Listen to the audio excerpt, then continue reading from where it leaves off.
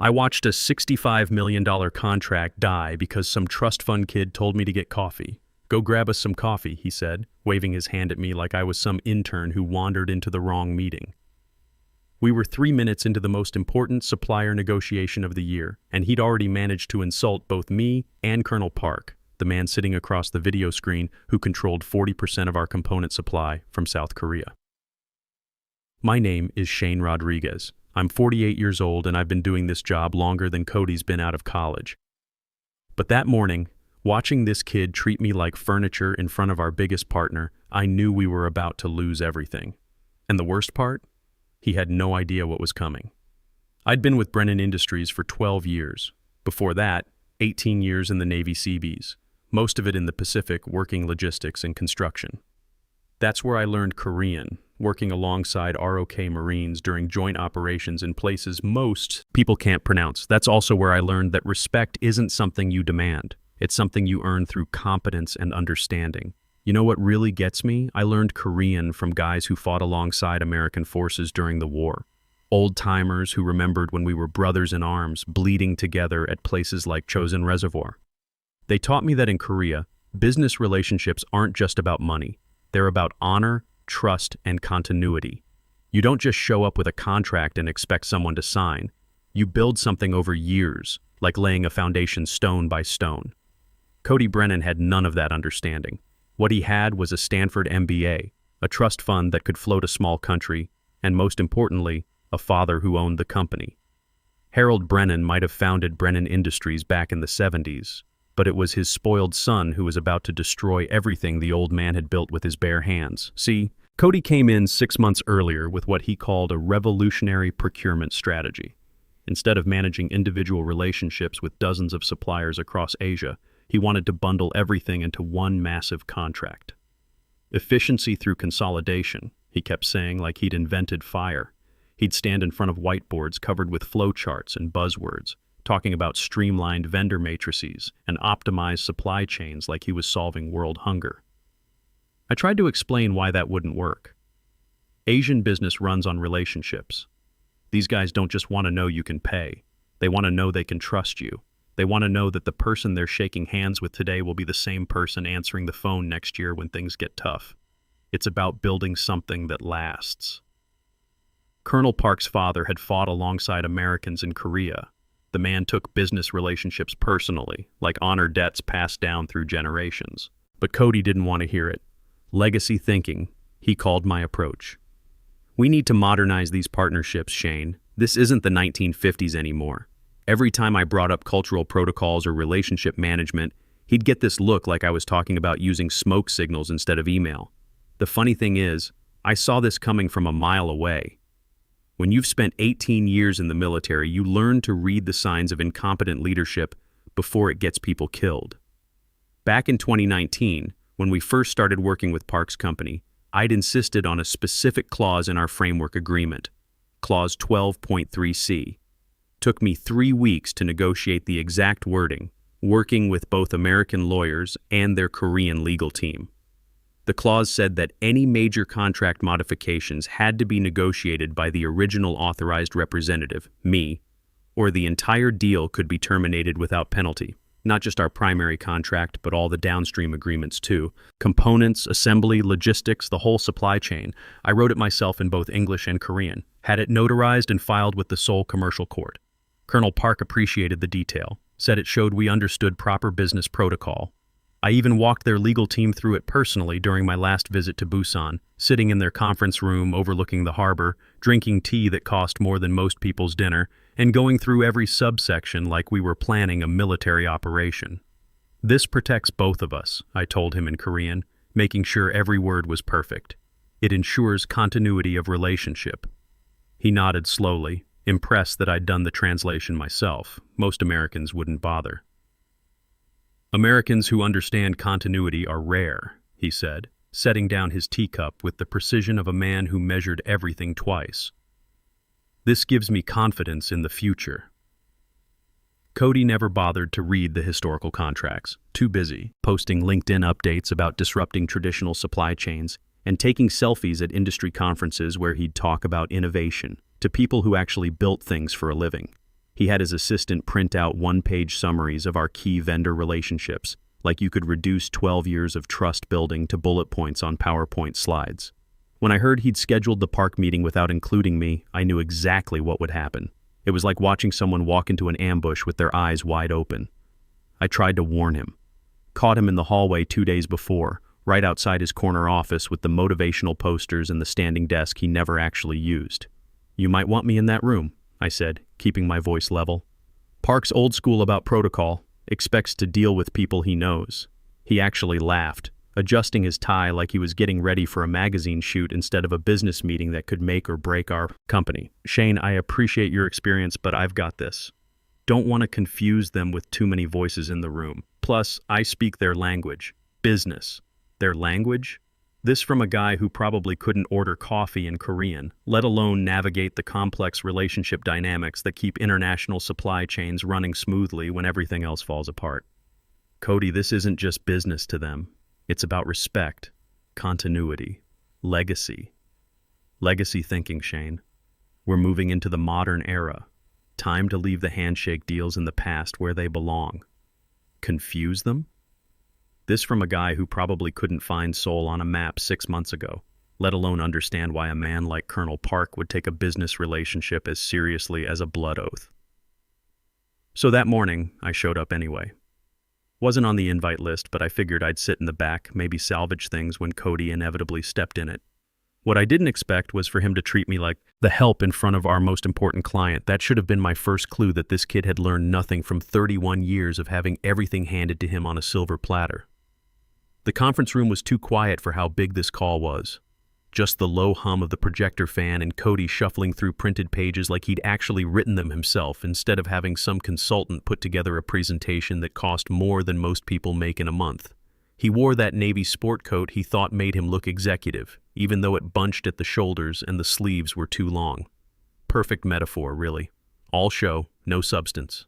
"All right, team," he chirped like we were about to demo some new app instead of negotiate a contract that kept 120 American families fed. "Colonel Park's about to hear a proposal that'll change everything. Just sit back and watch the magic happen." Magic. Jesus Christ. The screen flickered to life. Colonel Park's face appeared, stone still, unreadable. His background showed a pale wall lined with traditional calligraphy and a single blue and white ceramic vase. Nothing flashy, nothing accidental. Everything in that frame was deliberate, respectful, chosen with the same care he brought to every business decision.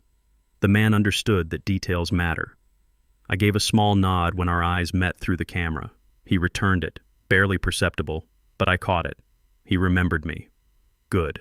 That mattered more than Cody would ever understand. Cody didn't even wait for proper greetings. He launched straight into his pitch like a late-night infomercial selling kitchen gadgets to insomniacs. "Colonel Park, fantastic to connect. Hope you're doing amazing over there.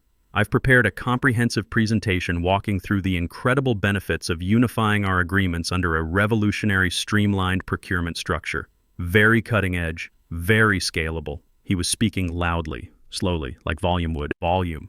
Somehow translate nuance across time zones and cultures. Like Colonel Park was some tourist who needed directions to the nearest McDonald's instead of a man who controlled supply chains worth hundreds of millions of dollars. I watched Colonel Park's expression stay perfectly neutral. But I'd seen that look before, back when we were working joint operations and some young officer would try to tell Korean Marines how to do their jobs. The last time I'd seen it was when a German distributor sent a team that tried to skip formalities and dive straight into unit pricing. That deal died before they finished their PowerPoint presentation. "What we're proposing," Cody continued, clicking through slides full of corporate buzzwords that meant absolutely nothing to anyone who actually worked for a living, is a paradigm shift toward efficiency maximization. One contract, one point of contact, one streamlined relationship. Think of it as supply chain 2.0. Supply chain 2.0. Like relationships between human beings were some kind of software that needed updating. This kid had never learned that you can't download respect or install trust with the latest patch.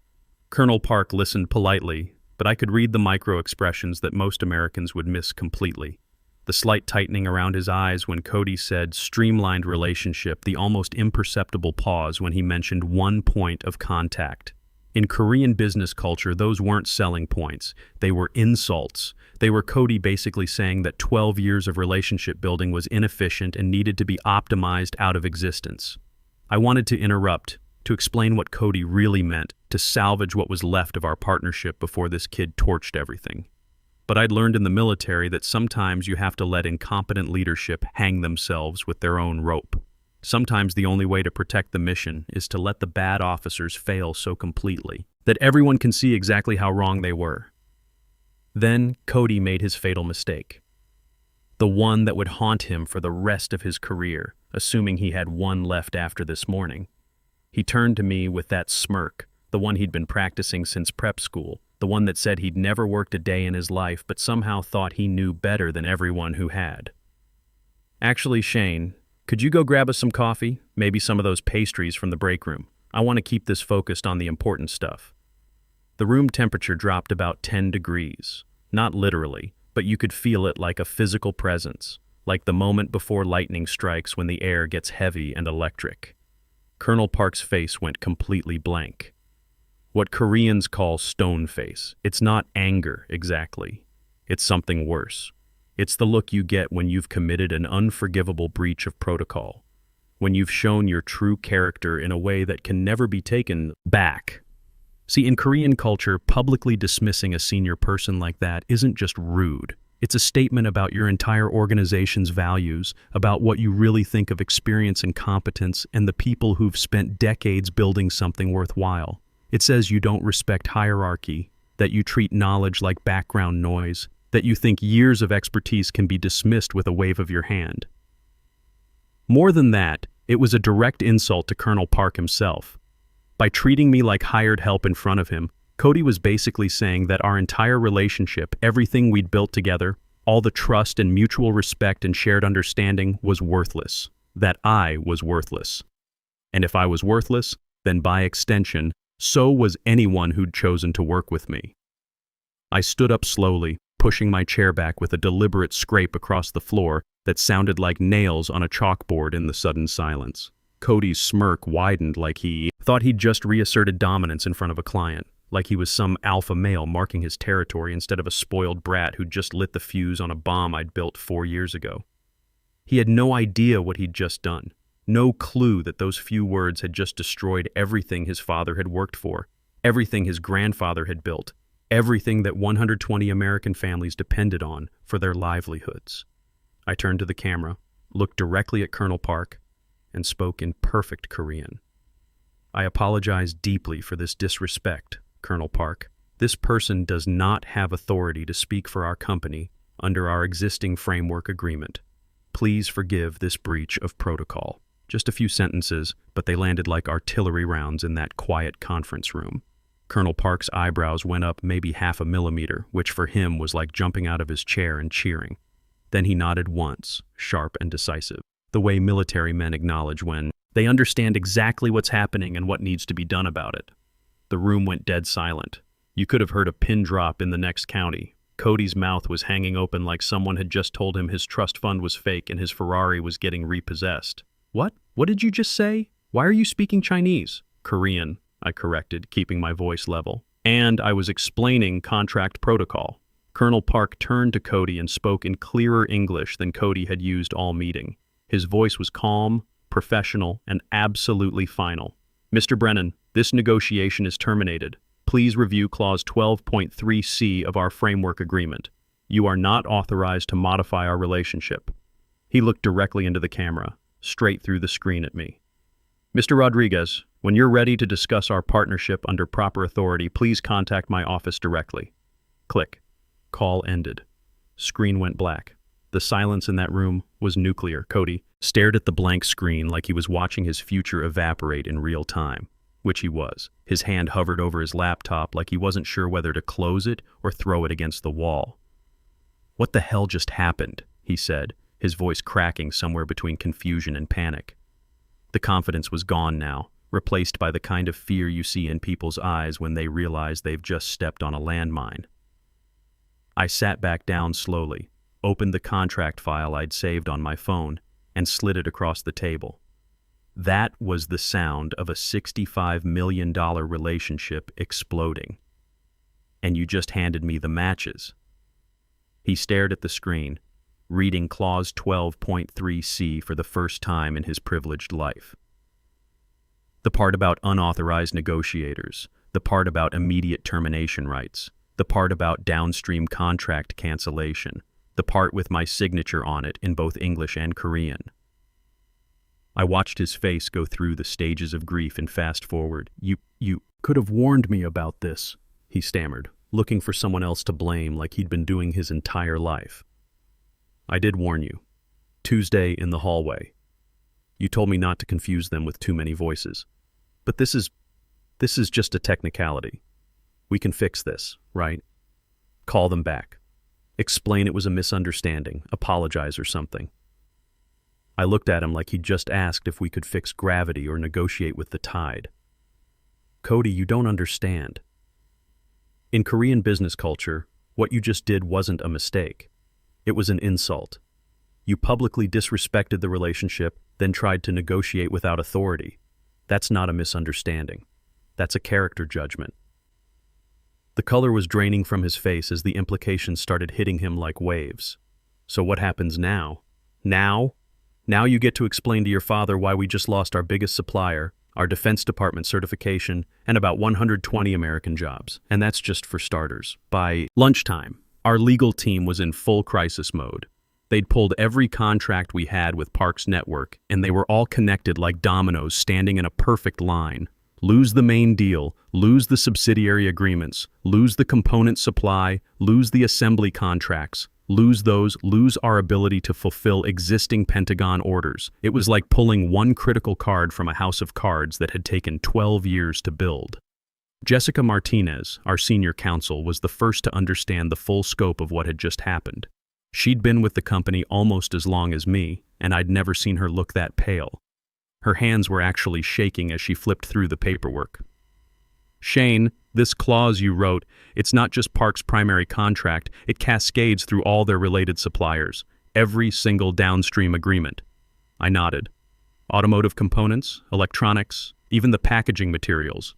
Everything flows through their network. That's how Korean business works. It's all connected.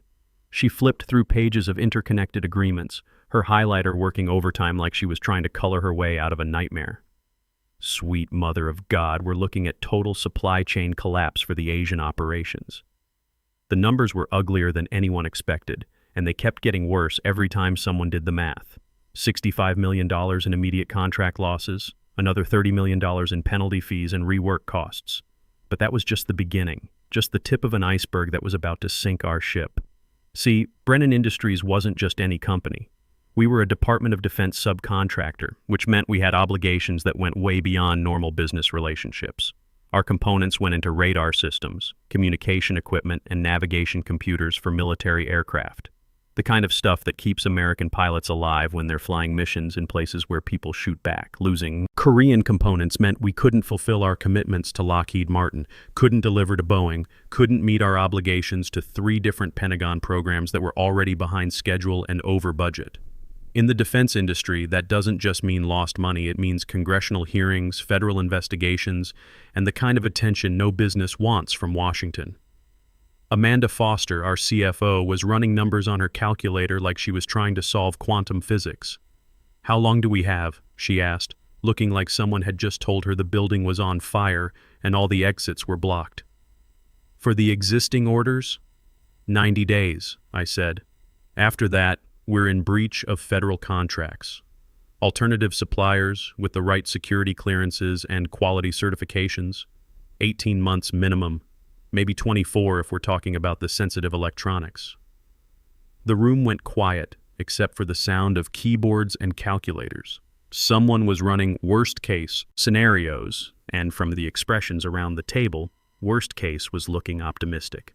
Within 48 hours, we had federal auditors crawling through our books like termites looking for structural damage. The Department of Commerce wanted to know how a critical supplier relationship had been terminated by an unauthorized personnel action. The Pentagon sent their own team to review our security protocols and supply chain management. In Washington speak, that meant someone was going to pay for this mess, and it wasn't going to be the government. I'll never forget the lead auditor, Patricia Wells, who looked like she'd been investigating procurement failures since the Cold War.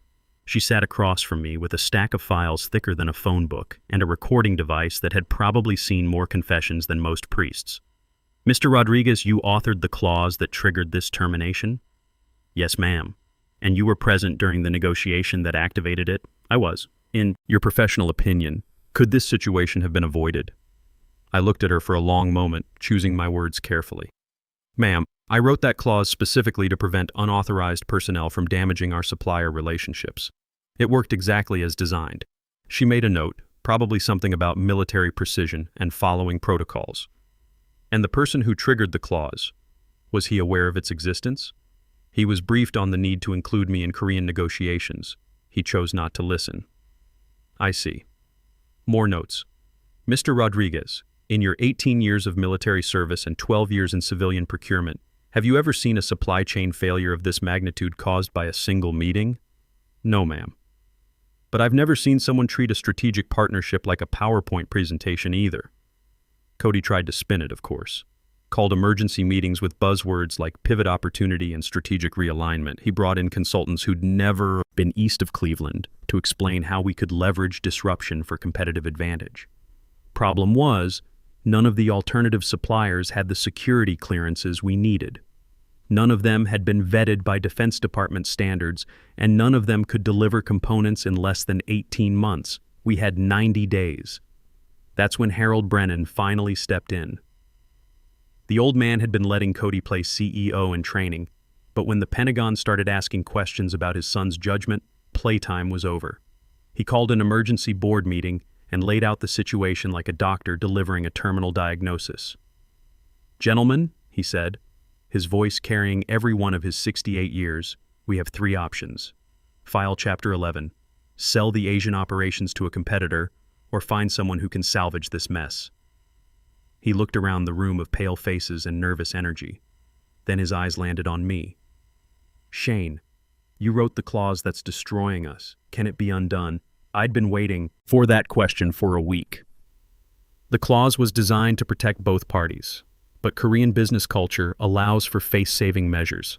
It would require a formal apology, acknowledgement of proper protocol, and probably a face-to-face meeting in Seoul.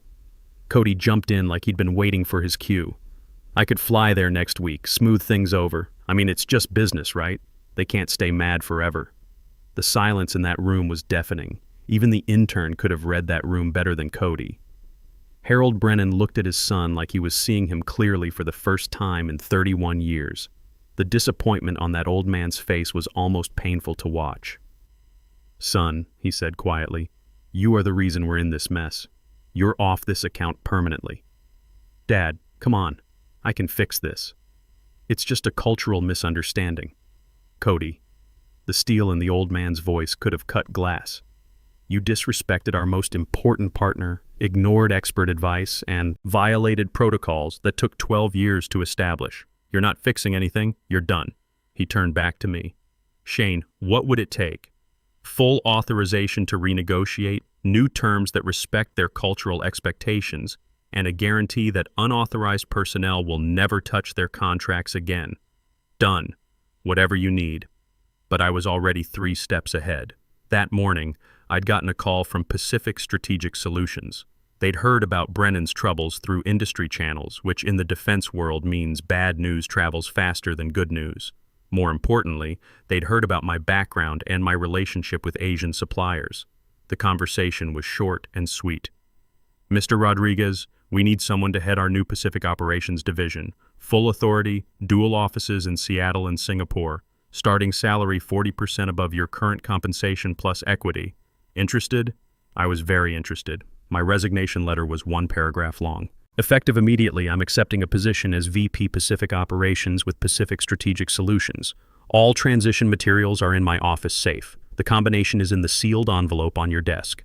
The sealed envelope also contained copies of every supplier contact I'd built over 12 years, every cultural protocol I'd learned, and every relationship I'd cultivated. All of it was going with me to Pacific Strategic, where people understood the value of experience over entitlement. Harold Brennan himself called my cell phone at 11 p.m. offering me Cody's corner office, his salary, his parking space, his expense account. Name your price, Shane. We need you. Mr. Brennan, it's not about money, it's about respect. And that ship sailed when your son told me to get coffee in front of Colonel Park. Shane, please, we can make this right. Sir, with respect, some things can't be unmade. Your son didn't just insult me, he insulted everything your company claims to stand for. The company tried everything. Brought in crisis management consultants, sent expensive gifts to Korea that got returned unopened, hired a Korean-American attorney to draft formal apology letters that never got answered. Nothing worked. The damage was permanent. Brennan Industries sold their Asian operations 6 months later for 30 cents on the dollar, lost their security clearance when they missed delivery deadlines, had to lay off 120 people just like I'd predicted. 2 production facilities shut down permanently. Meanwhile, Pacific Strategic landed 3 major defense contracts in our first year. Colonel Park not only restored our partnership, he expanded it, brought in 2 of his affiliated suppliers, and recommended us to contacts in Japan and Taiwan. Americans who understand honor are rare, he told me over dinner in Seoul. This gives me great confidence in the future. We tripled the original contract value within 18 months. The final chapter happened at the National Defense Industrial Conference in Arlington last month. I was there representing Pacific Strategic, discussing our new multi-billion-dollar partnership with Korean aerospace suppliers. That's when I saw him. Cody Brennan standing at a booth for Metropolitan Insurance Group wearing a cheap off-the-rack suit and a desperate smile. He was trying to sell liability policies to defense contractors, working the crowd like a used car salesman. He saw me coming and tried to duck behind a display board, but there was nowhere to hide. Shane, hey, great to see you, man. Heard you landed at Pacific Strategic. That's really great. Behind him, I could see Colonel Park approaching our booth. Colonel Park reached us and bowed slightly. In Korean, he said, Mr. Rodriguez, are you ready for our 3 o'clock meeting? I have the contracts for the new facility in Ho Chi Minh City. I replied in Korean, Absolutely, Colonel. Looking forward to reviewing the expansion plans. Cody's face went white. He finally understood what he'd lost. That day he told me to get coffee. Not just a contract, not just a job, but an entire world of relationships and opportunities he'd never bothered to learn how to enter. Some lessons cost $65 million, 120 jobs, and an entire company's future. The most expensive lesson Cody Brennan learned wasn't about money or business or even respect. It was about what happens when you treat knowledge like background noise and experience like dead weight. Sometimes the person you're dismissing is the only thing standing between you and complete disaster. And sometimes when you tell them to get coffee, they walk out the door and take everything you didn't know you needed with them. The best revenge isn't getting even. It's getting better and watching your enemies get exactly what they deserve.